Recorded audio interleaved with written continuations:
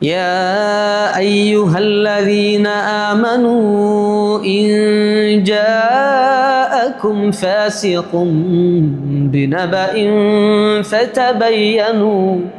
فتبينوا أن تصيبوا قوما بجهالة فتصبحوا على ما فعلتم نادمين.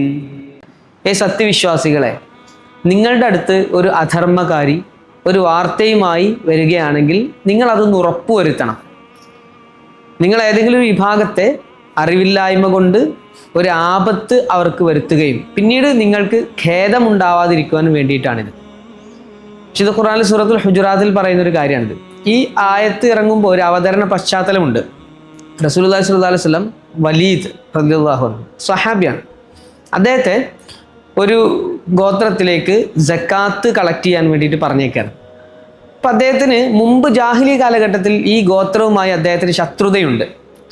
അപ്പോൾ ആ ഒരു മനസ്സിൻ്റെ ഉള്ളിൽ ഇങ്ങനെ ആ ഒരു പേടി കൊണ്ടാണ് അദ്ദേഹം അവരിലേക്ക് പോകുന്നത്. പക്ഷേ ഈ ആളുകൾ ഇസ്ലാം സ്വീകരിച്ചല്ലോ, റസൂലിനെയൊക്കെ ആദരിച്ചുകൊണ്ട് നമുക്ക് റസൂൽ അയച്ചൊരു ദൂതൻ എന്ന നിലയ്ക്ക് നമുക്ക് അദ്ദേഹത്തെ അങ്ങോട്ട് കണ്ട് വഴിയിൽ ചെന്ന് തന്നെ സൽക്കരിച്ച് ഈ സക്കാത്ത് ഏൽപ്പിക്കാം എന്ന് വിചാരിച്ച് അവർ തങ്ങളുടെ ഗോത്രത്തിൽ നിന്ന് പുറപ്പെടുകയും ചെയ്തു. പക്ഷെ ഇവർ പുറപ്പെട്ടിട്ടുണ്ട് എന്ന് കേട്ട അദ്ദേഹത്തിന് തോന്നി അവരെന്നെ പഴയ ശത്രുത വെച്ച് വൈരാഗ്യം വെച്ച് വധിക്കുവാനായിരിക്കും വരുന്നതെന്ന് അദ്ദേഹം നിരീക്ഷിച്ചു. അദ്ദേഹം നേരെ റസൂലിൻ്റെ അടുത്ത് എന്നിട്ട് പറഞ്ഞു, അവർ സക്കാത്ത് തരില്ല എന്ന് പറഞ്ഞു എന്നെ വധിക്കാനൊക്കെ ശ്രമിച്ചിട്ട് യുദ്ധം ചെയ്യാൻ വരുന്നുണ്ട് എന്ന് പറഞ്ഞു. അപ്പോൾ റസൂലുള്ളാഹി സ്വല്ലല്ലാഹു അലൈഹി വസല്ലം അവർക്കെതിരെ യുദ്ധം ചെയ്യാൻ വേണ്ടി പുറപ്പെടാൻ നിന്നു. ആ സമയത്താണ് ഈ ആയത്ത് ഇറങ്ങുന്നത്.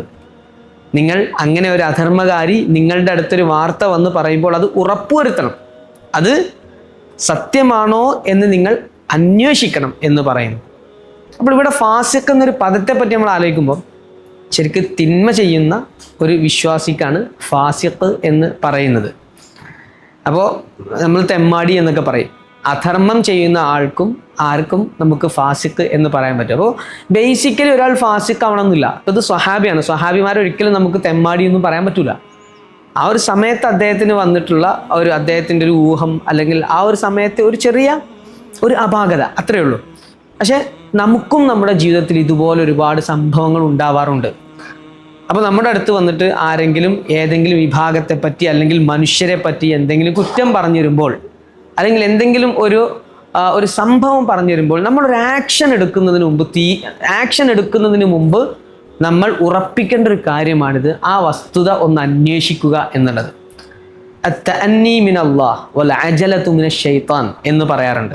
അവധാനത, സാവകാശം അന്വേഷിച്ച് കാര്യങ്ങൾ ചെയ്യുക എന്ന സ്വഭാവം അള്ളാഹുവിൽ നിന്നുള്ളതാണ്. എന്നാൽ ധൃതിപ്പെട്ട് കാര്യങ്ങൾ ചെയ്യുക എന്നുള്ളത് പിശാചിൽ നിന്നുള്ളതുമാണ് എന്ന്.